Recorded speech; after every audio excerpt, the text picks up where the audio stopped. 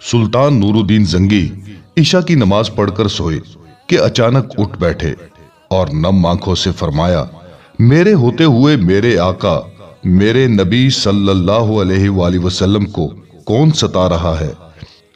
आप उस ख्वाब के बारे में सोच रहे थे जो मुसलसल 3 दिन से उन्हें आ रहा था और आज फिर चंद लम्हों पहले उन्हें आया, जिसमें सरकारे दो आलम सल्लल्लाहु अलैहि वसल्लम ने 2 अफराद की तरफ इशारा करके फरमाया कि ये मुझे सता रहे हैं।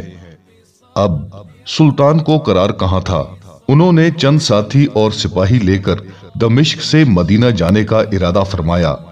उस वक्त दमिश्क से मदीने का रास्ता 20 से 25 दिन का था, मगर आपने बगैर आराम किए ये रास्ता 16 दिन में तय किया। मदीना पहुंचकर आपने मदीना आने और जाने के तमाम रास्ते बंद करवा दिए और तमाम खासो आम को अपने साथ खाने पर बुलाया। अब लोग आ रहे थे और जा रहे थे। आप हर चेहरा देखते, मगर आपको वो चेहरे नजर ना आए। अब सुल्तान को फिक्र लाहक हुई और आपने मदीने के हाकिम से फरमाया कि क्या कोई ऐसा है जो इस दावत में शरीक नहीं। जवाब मिला कि मदीने में रहने वालों में से तो कोई नहीं, मगर 2 मगरबी जायर हैं जो रोज़ा रसूल के करीब एक मकान में रहते हैं, तमाम दिन इबादत करते हैं और शाम को जन्नतुल बकी में लोगों को पानी पिलाते हैं, जो अरसे दराज से मदीने में मुकीम हैं। सुल्तान ने उनसे मिलने की ख्वाहिश जाहिर की। दोनों जायर बज़ाहिर बहुत इबादत गुजार लगते थे। उनके घर में था ही क्या, एक चटाई और 2-4 जरूरत की अशिया कि यकदम सुल्तान को चटाई के नीचे का फर्श लरजता महसूस हुआ।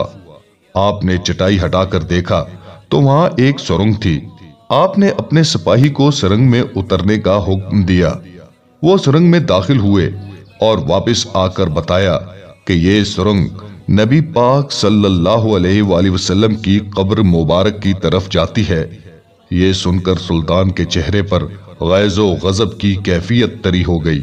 आपने दोनों जायरीन से पूछा कि सच बताओ कि तुम कौन हो। हीलो हुज्जत के बाद उन्होंने बताया कि वो नसरानी है और अपनी कौम की तरफ से तुम्हारे पैगंबर के जिस्म अक़दस को चोरी करने पर मामूर किए गए हैं। सुल्तान ये सुनकर रोने लगे। उसी वक्त उन दोनों की गर्दनें उड़ा दी गई। सुल्तान रोते जाते और फरमाते जाते, मेरा नसीब के पूरी दुनिया से इस खिदमत के लिए इस गुलाम को चुना गया।